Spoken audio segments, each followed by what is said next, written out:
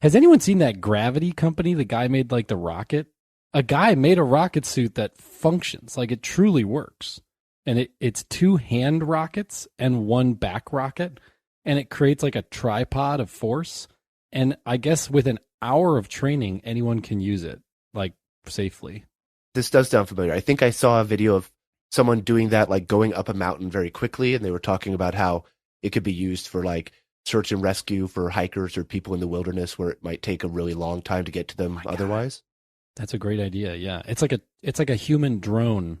That's a great way to use it. I was thinking, how do you use this thing? Because the guy who invented it, he just does like demos all over the country. Like he just literally flies around on like over a lake or like over. Usually does it like over a body of water because it's safer. Smart. The rockets like shoot down, and they could probably hurt people or plants or cars. Or Also, something. if something goes wrong and you fall from the sky, I want to be over water and not water. concrete. Good Yes. point. Good point. Yeah. You think it'd be used, yeah, anywhere there's like, non-repeatable type activities, right? Yeah, so search and rescue, remote location, hard to build infrastructure out there. Yeah. So And good, way good. cheaper than a helicopter, if you think about it, right? Helicopter's the other alternative. Although you probably have to send them out to find someone and then send a helicopter to get them because you can't carry someone else.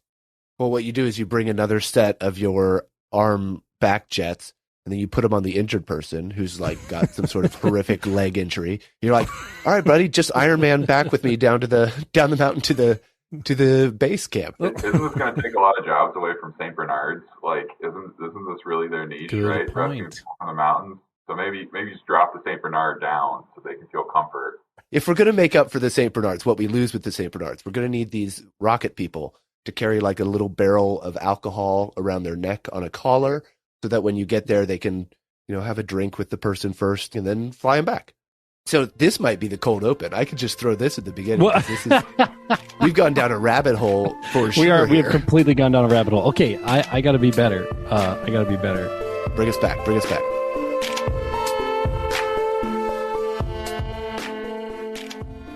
Welcome everyone to another episode of Solutions for the Multiverse. I'm Scott Maupin, I'm Adam Browse. and we bring you a new episode every week with a solution from Adam and myself, who is trying to figure out what he's talking about. But today we have a third person involved, and we want to welcome our guest Nathan Dauschmidt. Hey, Nathan, where are you coming in from? Where are you calling in from? Coming in from Cincinnati. Oh, yeah, Sin City. Day out here today, just playing outside with my kids, and now excited to be chatting with you guys. Thanks for having me. Very cool. Welcome, Nathan. So we'll get more into Nathan's bio. Let me quick do the solution, and then we'll learn why Nathan's here with us. Okay, so the solution is insuring student debt. Insuring student debt. Okay. Tell me more. Okay, this is why we brought Nathan. So maybe we can get Nathan, or I can just, I don't know. I told Nathan the idea before, but I don't want Nathan. You don't have to try to defend this idea because this is crazy. It's new. Yeah, sure. And I was thinking my role would be to help tease out the idea, asking some informed questions, and then, we can have maybe a refined solution that we can grind into the ground with all the problems. I like that. Yes. Yes. So, so I've known Adam for what? Come out 10 years now. At least. Yeah. And we met in Madison, Wisconsin, and worked together for a while. And then I've been in the insurance industry for about 8 years now, primarily in personal lines insurance. So you think, all the big companies that are paying for live sports and subsidizing that, and talking to you about everything besides their own products. So, but yeah, really focused on homeowners insurance for a company called American Family, and then later USAA, and did some activities for them that were, I would say, outside the norm, and some people would say innovative. I helped them buy some software companies, primarily for their data. So like American Family Insurance, for instance, we bought a home inspection software company that not only gave us, a high margin SaaS business for this, kind of niche industry, but also allowed us to take a look about roughly 1/5 of all home inspection data which is a really rich, Wow. semi-structured data set. And definitely some good came out of that. It was also, incredibly messy, but then also kind of moved the insurance value proposition up the chain. And so that's also where I've like focused a lot of my efforts on, is like distribution of insurance is really hard. As an industry, it's like got like crazy high customer acquisition costs. Yeah. And we could maybe get into a little bit about why insure techs have struggled to really make a dent. But that's one of the main reasons.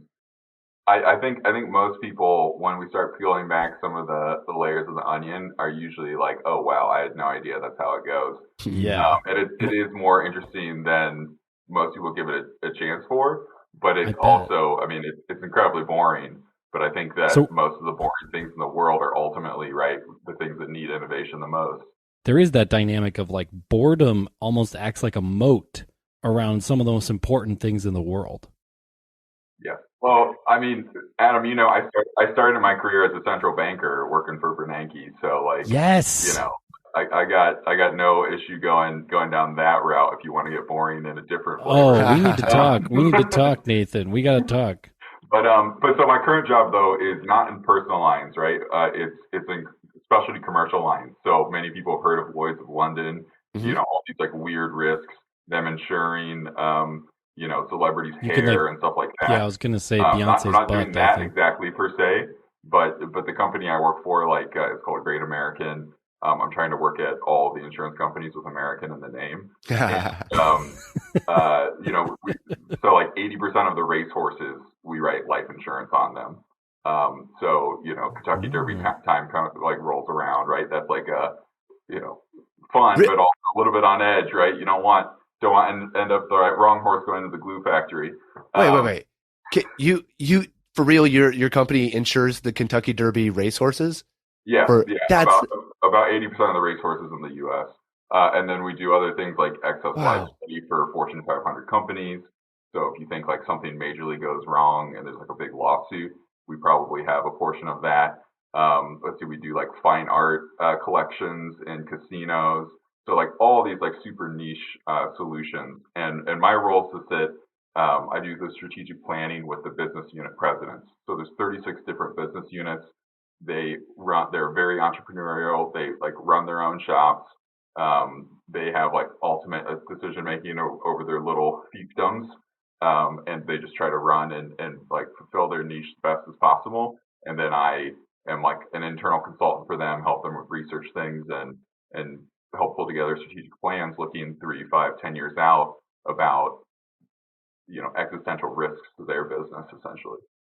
You're like Neo, but in insurance. Yeah, like Johnny and Neo.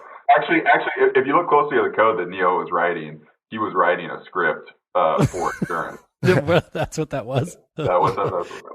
So as an insurance man, when you watch heist movies, like an Ocean's 11 sort of thing, are you like, oh my gosh, the insurance is going to be crazy on that? Or are you like excited? You're like, oh my gosh, we're going to get such a boost from... Hey, people don't buy insurance if nothing ever goes wrong. So they're ginning up business, It's like, yeah. But we have a unit that writes kidnapping and ransom insurance as well. So, and cyber as well, right? There's been a lot of interesting kind of ransomware attacks, right? And cyber, that's a hot button topic. I've been hit by a ransomware attack before on a laptop I was just about to get rid of, and they were like, we've locked all your files. We want $500 in Bitcoin. And I was like, I'm just going to junk that computer because I was about to switch. So good luck, guys. Bye. So the idea is, 100 people go to college and get some form of debt. Like they get, $10,000. Student loans. That's what I mean. Student loans, all student loans. And say out of those 100 people, like this is a pool, right? It's like, let's say it's a randomized pool, so it represents basically the whole population. So 100 people, maybe like 10 or 20 of those people have like a hard time paying back their loans. And maybe like 5 or 10% like default. They're like, I just am never going to pay these loans back. I'm really struggling to pay these loans because I don't have a good enough job or I got too much debt or or I have a family crisis or I get sick, or, there's all kinds of things. This is insurance, right? There's all kinds of things that can happen. And so then maybe 5 or 10 or 15% of these people can't pay back their loans. So now you've got 85 to 90% repayment, but you've got 5 or 10% non-repayment. So why can't the school or somebody just buy a policy on those whole 100 things, those whole 100 debts, and then say, if anyone doesn't pay, then the insurance company, the policy pays those payments. And actually, it doesn't even need to be the whole balance of the loan, because most of these people who are in some kind of, default, they're only in default right now. In 6 months or a year, they might be fine again, right? So you really only have to cover like those kind of hot moments, those moments where people are stuck or they're sick or their family's sick or something, held them back. If somebody like dies, it could also pay for that, but then it would pay the whole value. But the chances of someone dying is lower than someone just not being able to pay. To that point, I actually had an idea that I have never worked in life insurance, but the question about life insurance is always like, if you can get someone early on as a customer, they'll probably be a customer for their entire lives. And so I always thought about it'd be a good strategy to attach like a small policy based upon a student loan amount at the point of people refinancing student loans, because it would be a way to protect a cosigner, right? So that way you could bring in a cosigner with a much higher credit score. The borrower would get a lower rate because of that cosigner, and the cosigner would feel good because it'd be collateralized against, essentially a diminishing term life policy where, they're paying off everything every month, so the exposure gets less every month. And then, when that person goes through some, when that former student, right, who's got the debt goes through some different their life cycle, right, settle down with somebody, have a kid or something like that, and then they hit some of those triggers for needing more life insurance. It's like you go to the company that you already have a relationship with. Mm-hmm. So anyone who's in life insurance listening to that's an idea I've had for like 7 years. It should totally be done. Tie it into. Right? So, but what about this? What about this solution? So, did you see how Nathan just like totally just was like, now we're doing my solution for the rest of the episode? Well, he's an expert. I'm going to go with his solution. Okay, let's change over. He's already given me his insurance bona fide, and I agree with it very much. What about my bona fides, Scott? What about my bona fides? I like your bona fides too. Thank you. I do think. I want to. Adam. So you teach at a school, right? I teach at a different model, right? So can you tell the listeners about the model of how tuition works at your school? So I used to work at a place called Make School, and we did this insurance thing. That's why, but I've never heard of anyone else doing it, and I'm pretty sure we invented it. Like, we're the first school to ever do it. Well, I'm extremely interested in this because I'm about to maybe jump into this pool myself and get student loans and start going back to school for something. So I'm not up to speed on where they are, or if it's still like, my image of student loans is that they are pushed on kids when they're too young, that they have incredibly not favorable terms, and that the interest starts stacking on them, and that becomes a problem later in life. That's my understanding of them, not having tangled with them myself yet. My understanding is that it's like what you're saying. I mean, the terms are not terrible, especially if you use a federal loan. But if you use a private loan, the terms aren't necessarily. That's what it was. Yeah, the private lenders. Basically, my understanding of student loans is they're fantastic if you get an education that gets you a high income. But if you're getting an education in underwater basket weaving, that's the classic one to make fun of, right? The teacher was so good, though. I had to take the class. Such a great teacher. Everyone said underwater basket weaving. That's the place to go. Should go do it. Meet all the cool people. Yeah. So if you do something that isn't great for your income, then do not go into debt. Like I always tell students, do not go into debt for an education, for an English degree. But do go into debt for a degree in something that actually is going to pay, like economics or engineering or. See, this is Dad Browse coming in with the good advice for the youngsters.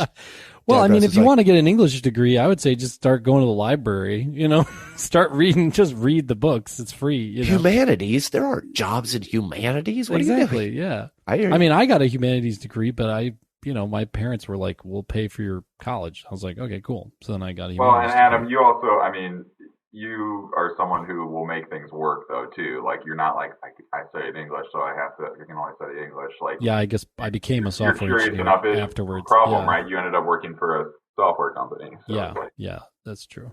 That's true. I guess well then you just have to go on a case by case basis by the student. But in general that's the rule of thumb is get a degree, but in terms of I would say there's problems with higher education, right? What's it, $1 trillion or whatever of higher educational debt? It's a huge problem, and people are like looking around for solutions. And the left wing is like the progressive left wing is like, oh, it should all be sort of essentially made public. We should just buy all the debt off, and the government should just pay off all student loans, and education should be relatively free, anyways. So like the government should just absorb all of that. And I'm like, okay, I mean, I don't know I love the idea of accessible education to everyone. I don't love the idea of like really, really old, crappy schools getting trillions of dollars of money without becoming any better or being like accountable to anyone. So that I really don't like. about the cost. Yeah, right? exactly. The costs are just spiraling out of control at these higher educational institutions, and nobody's doing anything about that. The right wing people just seem to have no compassion at all. They just seem to be completely like, let's just drive this thing like off a cliff. I don't know what they don't seem to have a solution. They just sort of seem, and then the kind of Democrats, the sort of middle of the road sort of Democrats, they seem to just kind of be like, well, we'll try to like, be kind of, I don't know. They just kind of seem like, oh shucks. We'll try. Biden's like, oh, we'll try to forgive a little bit of the debt. 10,000 for each person, 20,000 for Delay Pell Grant payment, recipients. It delay seemed like a payments. dance where they were like, how about this much? Who gets mad? How about this much? Who gets mad? And going a little bit either way and figuring out where the optimal, like not getting too mad of either side and try to find But none of those are solutions. Neither of those are very good solutions because one doesn't deal with the costs, one doesn't deal with anything. It just kicks the can down the road in this really irresponsible way. So, and then the Republicans, they're just totally irresponsible because there's like they don't even bat an eye, and they just are saying, oh, trillions of dollars just going out the window. So this is like trying to say, okay, let's try to do a sophisticated solution that deals with the costs, but also provides protection for the most vulnerable people, which is the people who are taking out debt who then can't pay it back. Those are the most vulnerable people.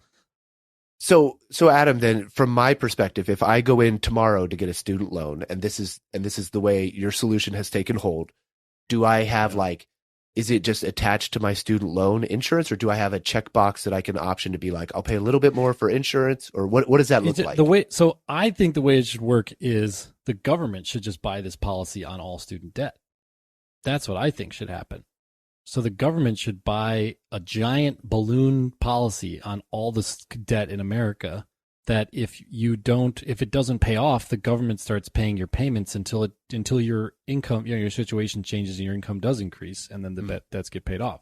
That I think would be the best thing to do, because then it's just no one essentially suffers from student debt ever again, because the moment you're too poor to pay your student debt, you stop paying it, and everyone wants to make more money and be rich, right? So, that's not going to cause like a disincentive, I think, on anybody to try to improve their income, We've effectively backed into that a little bit because, right, don't we have income-based repayment plans now where you pay, you're capped at a certain percentage of your income?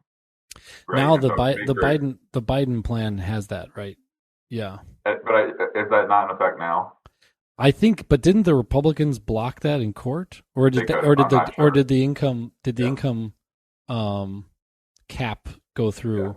Well, allow skeptic Scott to swoop in here and ask a couple questions. That if this does become the policy, if it's just like known that we're carrying this giant insurance to cover people if they default on their loans, does that affect the actions of the people taking those loans, and do they repay at a lesser rate? Maybe this is a question for Nathan because I don't know how insurance works, but when people have it, do they start acting differently because they know the insurance is there, or does that have an effect? So what you're talking about, Scott, is a concept that insurance is called adverse selection, which is where people who are more likely to have a loss, right, are more likely to take out an insurance policy, right? And this is why we have deductibles, like, right, where people have skin in the game around it. What Adam's proposing, where it's just like broad across all students and stuff like that, that's playing into, when you have insurance, you want like having huge risk pools is super helpful. And if it covers everyone, then it does get away from some of the issues of adverse selection, but not all of them, because you would still have some people that would probably game the system. Yeah, yes, in theory, Adam, everyone wants to like work hard and be wealthier, but in practice, not everyone's that motivated and might rack up a huge amount of debt, and then knowing that there's a very small chance of them ever paying it off. And the idea is that the net is big enough to absorb that, and if you tried to make the net small enough so that those people wouldn't fall into it, you're going to lose some other people who you would actually want to help, I guess. Right? So basically, the government would not have to necessarily buy a policy. It would just have to have a stated policy, right? Exactly. They've got the balance sheet to do it, right? It doesn't make sense for them to pay the transfer. But this is like so you bring up a good point, Nathan, that the Biden proposal, which I don't know, I know it's caught up in, I know the forgiveness is caught up in court. I don't know if the change in the income-based repayment is caught up in court, though. I bet not. I bet that provision goes into place. That's effectively an insurance policy for people, but it's one such that they still have some skin in the game. Yeah, but I think it's a bad one, because again, it's very regressive, because right, if you go to if you pay $60,000 a year to go to Brown, and then at the end you're making $200,000 a year or $400,000 a year at an investment bank, you should pay back your loans.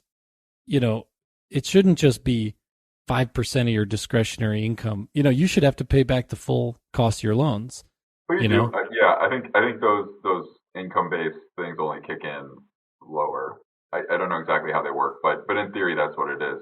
I think one of the downsides of having it be broad across the entire country and all school types is that doesn't give the schools any incentive to try to help guarantee some outcomes for their students. Right. So that's the way we could do this. So, okay, this is where we're honing in on this idea. So instead of having the government do it, the government doesn't provide this, and instead the government just says, by law, the schools have to buy these insurance policies. Yeah. In order for their students to qualify for the subsidized federal loans or something like that. Yeah, or something. So then now the schools are like, okay, cool. Wait, okay, let's check with our insurance company. How much does it cost to insure our 40,000 undergraduates, all their debt? How much does it cost? Oh my God, it costs, $25 million to do that or something, or costs $10 million a year. And then the insurance company says, yeah, if you made these like 4 changes, we'd lower it to $5 million. And then school's like, oh, we're going to make those 4 changes, right? Because now there's like money on the line, Wait, but what if those 4 changes are eliminate your arts, eliminate your music, eliminate your humanities department, and become an engineering school? No, become a actuarial school, right? Because insurance solves all things. Insurance people. Well, it might be. Oh, you graduated from Harvard Insurance School? Yes, I did. Thank you very much. I went in as a gymnastics major and then graduated with my insurance degree. Well, I mean, good question. I think the federal government throwing its weight around to put schools in a position where they're incentivized to do this, but don't necessarily have to, is the best way to go, right? I mean, that's how we lowered the drinking age to 18 by tying up very little actual highway funding. But 21. Raise the. Wait, is it 18? 21, yeah, raise the drinking age. Yeah. Not that was a good policy. I don't think that was a very good policy, but. Well, anyway, but anyways, we've got a good precedent of the federal government being able to throw their weight around with actually very little cash and get the behavior they want. Yeah, so the Department of Education could just do this very easily. They could just say new rules. Unless you have insured to insured debt, no federal loans for you. And then overnight, every single college would have to buy one of these policies. And it would make it so that instead of saying, so I unfortunately know all about this because I'm doing a master's degree and writing a book all about accreditation, higher educational accreditation. And one big theme in higher educational accreditation right now is like outcomes measurements, like measuring, what people learned, but also measuring like what they became, like in terms of jobs and stuff. And schools are horrible at it. First of all, they're just terrible at it. They're terrible because they've never been expected to do it, and there's no real incentive for them to do it except for just sort of goodwill, And then second of all, it's really hard to measure like what people learn. So like, like somebody comes into your class and they're like reading a lot of the books you assigned, but they're also reading other stuff, and they're like doing a lot of other things. They learn a lot of things, and it's hard to know if they really learn exactly what they were supposed to learn in the class. I mean, sure, they maybe they pass the test with a 60%, with a 70 or 80% score in the test. Okay, so at one point in time they learn some of the content of the course, but like everything, you don't really know what they learned. It's hard to measure. So this would make it. We talk about proxies of things going into schools and not the delta of what actually happens at schools. Mm-hmm. Totally. Yeah. It's like funnel people in, and then our job's done. Yeah. Yeah. No, I mean, like, so I've got the Supreme Court, right? They all went to Harvard or Yale. So it's like, who really decides who's on the Supreme Court? Is it senators, or is it the admissions committees for Harvard and Yale? Right? Oh. So the other group of people who I could see resistance from would be people who have already done the current system with their student loans. And they, like, if I graduated yesterday and I've got $100,000 in student loans, and then this program starts tomorrow, do I feel like, hey man, wait a minute? No, it could be retroactive. It could say all student borrowers are covered under this policy. Okay. Yeah. Because the point is to make it so that the most vulnerable, basically the point is to have the effect of socialism without having any socialism. Like that's what this would do, essentially. So the government wouldn't have to like spend any money, and they would affect so that the most vulnerable people would not have like defaulted student loans. That would just disappear. Well, just another solution too, though. I mean, was it 2006 when under the Bush administration there was the change made that you can't actually default from your student loans, right? If you go through bankruptcy, they stay with you. Well, you can't. We could just dial back the clock and say, if you go bankrupt, you just shed them. Yeah, right, but then there would just be this huge incentive for a bunch of people to go bankrupt, though, which is not a great financial decision either. True. No, it's not. I think, and that actually benefits mostly lawyers and doctors who can go work, and dentists who can go work for themselves, and they don't care if they were bankrupt because they got out a couple $100,000. Good point. Yeah. So I think the thing is here is you want so to the default point that you can't. You're right. Bankruptcy does not get rid of student loan debt, but you still have default rates. People are still defaulting, and they're put into what's it called when you stop paying a loan that you have to still pay back? It's called like arrears. Or something like. You're put into this sort of status, and that's measured. So the default, the federal government actually does. The Department of Education does a really good job. This is one thing they do a good. They don't do a good job very much, but the one thing they do a really good job of is knowing for every institution what their default rate is on their federal student loans, and that's actually the way that they can identify schools that are really backwards and crap. Like when Corinthian colleges were going out of business and ITT Tech was going out of business stuff. That was all because the DOE, the Department of Education, was like, you guys have a default rate that's just off the charts. Like, so that's known. That's like a known thing. But the default rate on federal loans doesn't have any teeth. Like, it doesn't cause anything to happen in the sort of system as a whole. But this would make it so that it would cause something. It would cause the premiums on the college's tuition insurance to go through the roof, which would cause that college to either go out of business or would cause that college to make major changes to the way they were educating the students so that went down to like a good college level, like 5% or whatever, 8%, like a normal college is, you have 5 or 10% of the population is not able to pay back. But these bad Corinthian colleges, it was like 30% or whatever before it went out of business. Yeah, so, it might incentivize the schools too to be a little bit better about identifying those 5 to 10% of people ahead of time and saying, like, we don't think you're ready to be admitted. Yeah. I mean, right? There's a part of it too that not everyone should probably be going to college who is going to college or at the time in life that they are. I mean, I have a lot of friends who are from the Nordic countries. Many of them have to go to like mandatory, essentially public service before they go to college. And there's certainly like, they make a little money, they, grow up a little bit, but they come in more mature and focused on what they're trying to study. Oh, that's a really good point. Yeah. Switching from real world to college seems like a much healthier transition than just going straight from high school to college and being like, you guys are adults now, and be like, we haven't lived adultness at all yet. A viable AmeriCorps would be good. Instead of having Yeah. AmeriCorps for people coming out of college, it should be like pre-college, like post-high school. So I want to switch from skeptic Scott to generous Scott. I could see now also if this was a thing where your loans were less risky, could that generate more people joining into like English majors or painting or philosophy majors and things like that because it is less risky, and so we end up with a more balanced society eventually from that? It could, except for the problem is the outcome of this would be that different majors would have different prices.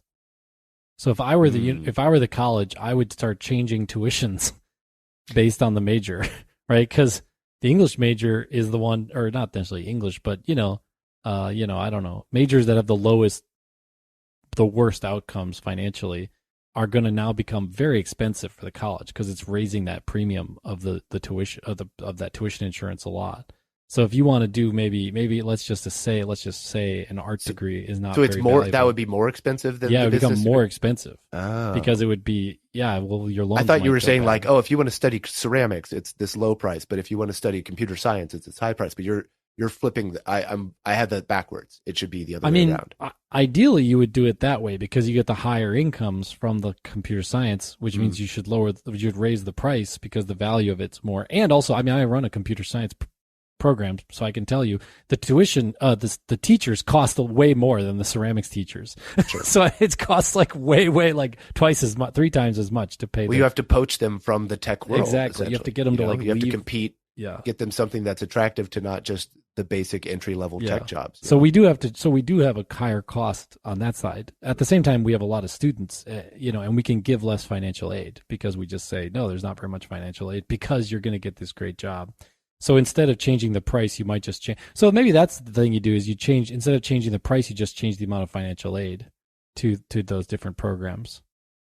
And I should say this would have affected me very much. I was a painting major for like 3 years in school before I switched. And so this would have affected me for sure. I was in that art humanities chunk of students at my school. They might what also I think would be the immediate change that colleges would do is they would just add a backbone of just professional skills training. It's not hard.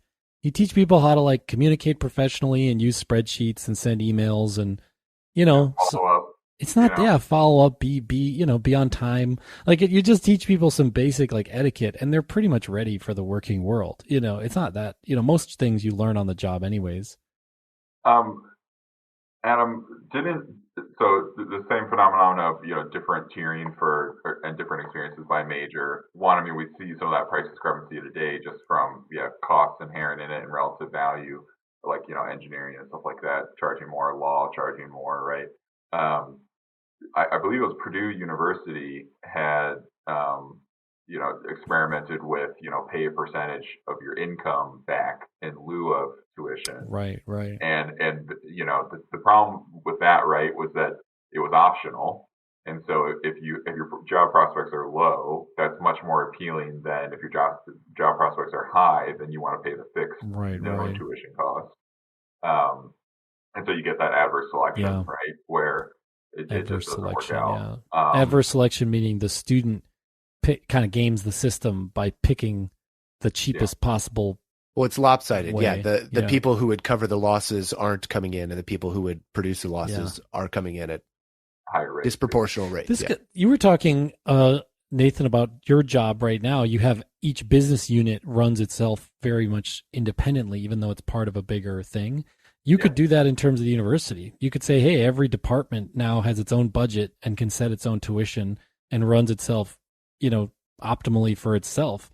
And then, the computer science department would charge $100,000 a year, for tuition because they know the people getting out are all going to get jobs at like Facebook and Amazon and be making millions by the time they're 30, Yeah. You'd have to, a lot of people don't declare majors till later and all that jazz, right? So that really complicates. That's true. Well, then students would be like in a feeder pool, right? They'd be like in a general education pool, and then they'd switch and their tuition would change. Yeah, Whatever. like your junior year or something. Yeah. As soon as you join that department, then you would start paying that department's tuition. You know, And if the humanities had like a goal to get like a lower tuition just to, be whatever, they would just do that then. They would just keep their tuition low. They could even do their own fundraisers, right? Like the art department of a major university could host a big fundraiser and lower the tuition so that money wouldn't go out into the rest of the college. It would just go directly to the art department. That's actually kind of interesting. Run each department a little more entrepreneurially. That's cool. Yeah, I mean, it introduces some of the challenges I think about switching costs and allocation, and are they set up to do that? They're probably not. Adam, under your system, I would feel bad for the person who gets all the way through their computer science degree. They pay all it, and then they're disillusioned right at the end. They go, you know what? Not Facebook, not Amazon. I want to be a human statue, and I want to stand on a corner and not move. And that's my calling. But they are saddled with this. Well, no, they aren't though, because there would still think of the human statues. No, Adam. but there would that's still what I'm saying. I do think about them a lot.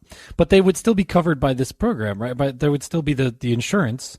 So if they did say, I'm becoming a human statue, that would just be wrapped up in the actuarial tables of this. But the chances of people becoming a human statue are very low, right? You say that. Fast forward to 10 years from now, so many 90% of the population is human statues. And you're just walking around and it feels like a time stop scenario. That's horrifying. It becomes a Why major are 90%?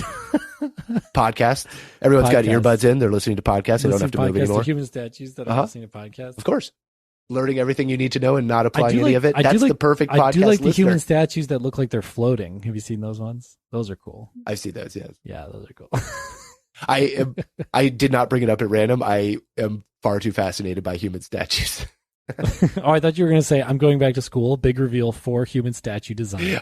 I'm in the most prominent human statue course in the country. What university is that? What college has the best human statue department? Oh, it's human statue.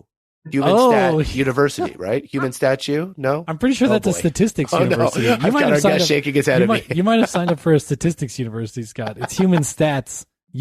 Oh. Yeah, Nathan is one of the professors there. It's a human stats. Oh my university. gosh, that explains all the math. I thought we were just warming up to and now stand still and don't move. Okay, I gotta. Excuse me, I gotta email some professors here. Yeah, you better send. I made a terrible mistake. Yeah. You could also have parents buy this. So if the government, so the best way to do it, I think we kind of looked at, maybe the best way is the government mandates the colleges to all do it at the college level. Then the institutions have to deal with it, and they might push it down to the department level and kind of differentiate things and kind of make things a little more differentiated. But you could also, that's hard because it's like trying to influence the Department of Education and all this kind of policy stuff. I was thinking actually a good first step would just be to start a business that sold this. Right. So imagine like my mom helped my cousin finish his college degree. She gave him a little money and then he paid her back because he got a great job and had plenty of money and could pay her back because he got the degree in engineering. Right. And so that's cool. But what if my mom had just bought him a policy on his tuition, on his debt? His chances of having his debt default were below, they were as close to zero as possible. Like this guy was just graduating from a Big Ten school engineering department. He was going to immediately be snapped up and get a great job as an engineer. So she would have had to pay maybe, I don't know, $200 or something to cover his debt. But instead she had to pay $10,000 to help him pay his tuition. So, I mean, this would help a well-meaning person like your parents or, yeah. Yeah. Well, this gets back to, my kind of life insurance policy idea around being able to use your cosigner's credit score. Always trying to bring it back to the life insurance idea. That's right. Nathan, but it is, you need it beyond life insurance, right? Because, fortunately, not lots of young people are not dying in droves, right? So it needs to go to more unforeseen things. Could we, so let's do it, guys. Okay, Nathan's agreed. So we're going to start the business. I just take that as an agreement. You nodded a little bit. I saw you slightly nodded. That's all it takes. That's legally binding on a podcast. Yeah. Uh-huh. Yeah. In a podcast, that's legally binding.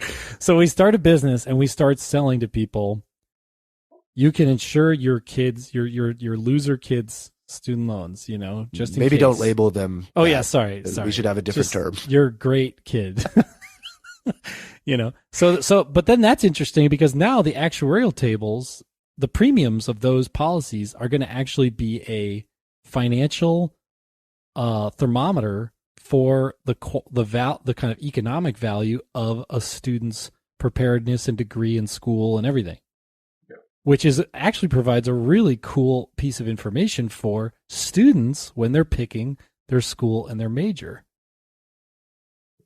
I like it. I think it's maybe not as much of a skin in the game for the schools as I'd like. Like there's a measured proxy there, right, for them. But so when we think about it, like, who should bear risk, it's like schools have much bigger balance sheets than individuals, right? And so they should bear more risk. They have control over a lot of the outcome, more so than any one individual student, right? Over their student population's prospects. Like, I feel like, there's definitely you're right. There, and it ethically speaking, scope, but ultimately we need to see the schools have more. So this company though could offer the policy to schools too. So it could say, hey, well, we sell a individual policy. We also sell a department level policy and a school level policy. The other thing is now if you have this company that's offering it to individuals, and maybe you're selling a few tens of thousands of these policies a year, a couple of thousand, whatever, how many thousands of these policies a year, you also can then go to the schools and say, offer merit-based financial aid. Or, maybe this is a merit-based financial aid perk that is currently not on the table, right? So what if I'm a college and I want to attract the best students to my college, right? I can say to them, hey, we can't give you a full ride because if we gave everybody a full ride, we wouldn't have any money. But we can, because you're so great, you have a great, everyone with over a 3.5 grade point average gets tuition insurance from our school. That I like. That's great. Good, right? Mm-hmm. And a private company could offer this without any have to do any policy change at the government level. Could offer this. Could call schools and say, "Hey, I've got a great financial aid perk to offer you." That's cool. That's a good idea. That'd be fun. Yeah. And then you get mass scale too, because you call that school, and the schools. I mean, it's a no-brainer. You get above a 3.5, you get tuition insurance at our school. That's so obvious to me. Yeah, right? That's a good side of adverse selection, right? You're limiting your risk there. You're incentivizing good behavior, assuming that higher GPAs lead to better outcomes. They do. The science is there. Yeah, the data says. And I agree with Nathan. I think it should be positioned more on the schools because essentially you're entering this agreement. If I enter an agreement where I teach you and you learn, and that's our agreement, but you're paying me for that service, then I feel like I have it's on me to teach you, even if it's hard. You know what I mean? Like that's my job, even if it's hard. So I need the skin in the game as the school to make sure I do my due diligence. And Nathan doesn't know this, but skin in the game is one of the themes of this podcast. We often talk about skin in the game. Scott does especially. This comes from his rugby days. My massive rugby days. Yeah, super serious. We had tons of we would play shirts and skins, and I was always the skin in the game, and then everyone would tackle me because no one else took their shirts off. So it was a very short-lived rugby career, but it was extremely violent. So so it counts double. Like I'm the skin in the game, and they're like, "All right, pile on top of that, dude. Get him out of here so we can play real rugby." And I'm like, "All right, bye, guys." So I think so. Yeah, so that'd be an interesting way to get it started. And then if a few big schools like Purdue did this in tuition, right? So there's some tolerance we can see to trying to offer financial improvements, right? Right. And so if we contact Purdue and say, hey, you really sort of screwed up, you got adverse selection problems with your, hey, you suck and you're a loser. So I really am bad. I'm bad at the hello, Purdue. Yeah, you guys suck. You ready to have a conversation now? I'm bad at those first impressions. Daniels, first impressions. President of Purdue, or at least he was at the time. Yeah. So we just call them and say, hey, good on you for caring. See, I'm trying to be positive. Good. But hey, we've got an offer that is like really good. Give everybody with a 3.5 and above who applies this financial aid. They never have to worry about defaulting on their student loans. That's going to get a margin of those students to come to Purdue instead of somewhere else. And you can give them less financial aid because they have less risk on their student debt. They're willing to take in more debt, which means you get more cheese up front. The university does. So, I mean, you guys ready for another wrinkling factor here, though? Let's hear it. Add a wrinkle. All right. if you're in the position of a school, right, and let's say you agree with this directionally, you know, you have control over tuition costs and stuff like that. You don't have control over what people are borrowing for living costs, right? So are you wanting to be on the hook for all this or just some of this? And in that case, now we have two classes of debt. Because they have living cost debt and tuition debt. One that's insured and one that's not. And so we maybe partially solved it from the multiverse, but students generally live like college students, right? I mean, they live the way their parents decide, don't they? What? Or how do they live? I don't know. Don't they all just live in dorms and like shitty I did housing? Both. And I did dorm at the beginning where I was in a dorm in school and I went to the cafeteria. I ate. My entire life was on the campus essentially, and then later on I was in an apartment and I would come into the campus for my like junior senior year. Yeah, I did the same thing. But I feel like do any students like get their student loans and then they're like, woo, let's go get some Armani suits. Like, I don't know, do they do that? I always thought everybody just got their money and then went and tried to eat ramen and survive, you know? Well, no, I think, Adam, I think you're a little outdated here. Look at how many student housing projects in your hometown of Madison, Wisconsin have rooftop pools. I mean, what? Really? I didn't know that. Oh shit! I've been gone from Madison for almost 10 years. Which are actually probably not that much. This is getting like old man and curmudgeon-y. But I mean, it is definitely not. I mean, I remember, I was like lived in some large closets essentially in college. Yeah, and that does not seem to be. I lived in large closets all the way until in my 20s. I lived in large closets. Yeah, you get 2 bunk beds and 2 desks, and that's your room. Here you go. Two lofts, right? The 2 loft beds with the desks underneath. Yeah.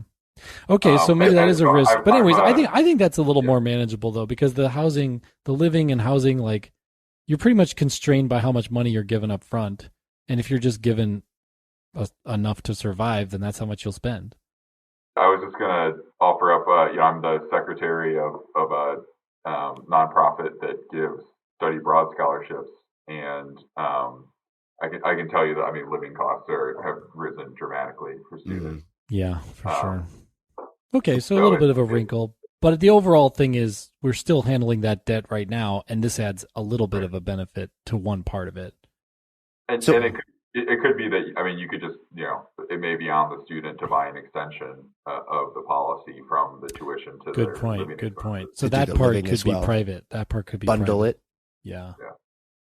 So Adam, on your 3.5 GPA idea that has people kind of like selecting for good students, could that make the university kind of now high school? They're like now scouting high schools for the good students the way that their athletic departments are scouting high schools for the good athletes, or well, they're already doing that. Students, they're already trying to get the better students to come to the university. That's already a thing. But the problem is, I don't remember anyone trying to recruit me. I don't know why they must have. Okay. They must have lost. Maybe I got lost somehow in the shuffle. That's right. Cool. That happens a lot. All right, sure. Mm-hmm. But yeah, they do. But think about merit based. What can you really do merit based? You can show that you're a really good school. That attracts good students. But otherwise you just have to give them more money, which means you're losing money as a school. But this is something where you can offer them something where you actually don't give them any money really, because it's very cheap to offer, and they're going to still pay a lot of tuition. So it's actually financially like a really big bonus for the. Is this a tailwind or headwind for grade inflation? Grade inflation. We might not be able to solve that one. Would it increase or decrease grade inflation? I don't think it would affect it because the colleges don't really have a lot of control over the grade inflation at the high school level. Wait, I gotta ask. Define. I'm not in the loop. What is grade inflation? What are we talking about here? Do you want to tell me? You can do it. You can do it. You brought just the average grades have been going up over time. Oh, right? Grade inflation. I misunderstood. I thought you were saying great. Like this is not good. It's great. Grade. Okay. Yeah, grade inflation. I got you. Okay. Yeah. I'm back on. Isn't it, Nathan? That's because everyone's getting smarter. You know the Flynn effect, that's right? Everyone's IQ is going up by 2 points a year, or 2 points a decade. Have you seen that? You guys know that Nathan knows this. Maybe Scott knows it. I didn't know this. The IQ of the population of the United States is going up by 2 points a decade. Does that include living people, or is this just an average? Like, does my population go up 2 points every 10 years? I'm hoping. Your IQ. Yes, every 10 years. My IQ the goes up average, too. No, the average goes up. Every 10 years, the All average right. IQ goes up by 2 points. So right now, the average IQ of someone 100 years ago is like, we're like super geniuses. We're like 152 or 154 or something is the average. But back then, the average would be 100, which now would be like almost like someone who was like developmentally disabled in terms of IQs. It's very strange. 152 is really high, though. That's what I mean. That our current 100 is 100 years ago's 152. No. Yeah, it is, because it's been 10 or it's something like that. It's really high. Yeah. It's really high. You can check it out. No, over 100 years it should go up 20 points, right? Yeah, but I can look it up. It's called the Flynn effect, because this guy named Flynn, who has a great TED Talk, by the way, he discovered it. But This guy named Flynn is like, I am smarter than I was 10 years ago. Let me tell you about it. James Flynn, he came up with it. The IQ scores rise. I don't see how much right off the bat here, but a lot. A person now who's an average person IQ is like a genius level compared to 100 years ago. It's wild. Maybe they just they have like less smart people making the test every year, so it's kind of going. Well, it just shows that public education. I think that his argument is public education improves intelligence. Yes, that's probably part of it, but I would have to think environmental and diet are probably a big one. Yeah, diet and environment. Yeah, but also the way we teach people. Lead poisoning alone, right? Like that's true. That's true. That had a lot of. All right, let's wrap. This is awesome. So we solved student debt crisis. Uh-huh. Boom, done. All we need now is every university to adopt our solution, which should take somebody could 3 start or 4 weeks. Maybe? I think this could be a successful for-profit startup. Like, I think someone could start this business tomorrow, and it would have a chance. I mean, it may not. I mean, you can't predict the future, but it sounds like it would work. Sounds like it's a valuable. Going back to a few of my comments around how much insurance is just about distribution. Like, if you can get in front of these students and get them as customers, like that's incredibly valuable for all types of stuff, right? So yeah, I hate to be like, well, yeah, you can exploit this relationship into other commercial things, but I mean, the relationship alone is worth like $1,000, let alone with this actual. So if you were like some kind of like admissions person or like college counselor person who knew like everybody at like 5 different colleges, you could start this business. You could try to sell them tuition insurance, sell the colleges tuition insurance. If you got, a couple tens of thousands of people, maybe a few colleges signed up, that business is going to be worth millions of dollars. Sounds to me. Sounds like it'd be a good business. And it would help people, protect the most vulnerable people. I think it'd be great. I think it's be playing to the light side of insurance and not the dark side. So I like that. Yeah. No one. Yeah. When you think about insurance valuation, which is like, all right, now we're getting into the real heady stuff, right? You typically take the premiums and multiply them by like 1.25 to up to 2. So, okay. So that's kind of how you value it. Revenue times 2. $25 million in premium, right? That's worth about $50 million. Oh, yeah. But if you're growing and you're a new category, you might be able to be purchased as like an acqui-hire, and then you have to add the staff too. So if you have 2-3 software engineers, each of those are usually $500,000 a head. And you have a few salespeople; those are $250,000 to $100,000, to $1 million a head. So I mean, you could carve out a pretty nice business. Maybe get acquired by a bigger insurance company. I don't know, just an idea.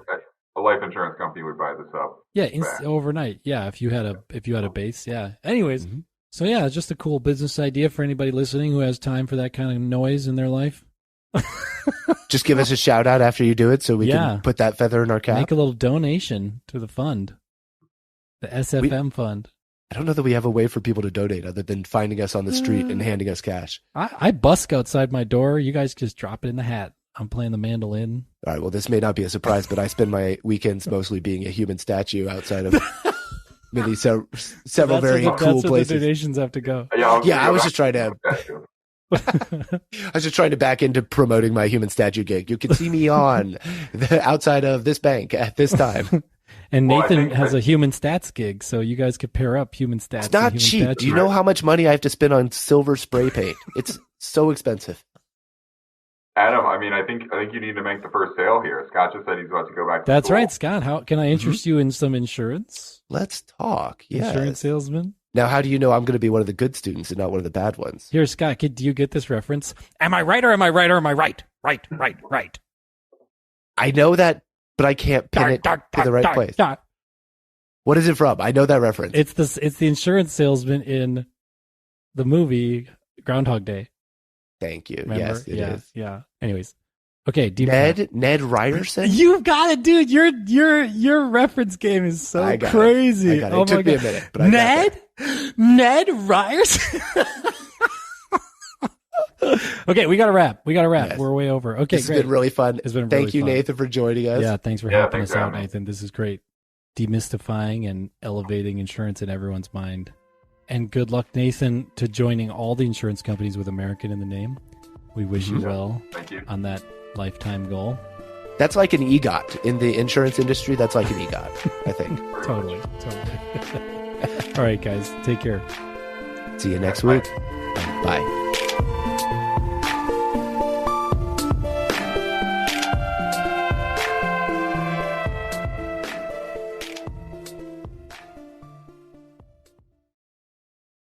Hey there. Thanks for listening to that episode of Solutions from the Multiverse. Yeah, we're back with a little after roll. Hello. Hey, after roll. Roll that after roll. So basically, we want you to subscribe. Yeah. And rate and review and tell someone, like, take your favorite solution and send it to someone who you think it would like blow their mind to hear it. Yeah, we love making the show. We're proud of it. And we're excited. We want other people to show. We know that the main way people find podcasts is word of mouth. I know that's true for me. I listen to my friends who also listen to podcasts tell me about ones, and I go, okay, I'm cluing into that. So we want to be part of that chain. So thanks for being a part of Solutions. Yeah. Thanks for joining us, and we'll see you again real soon. Bye. Bye.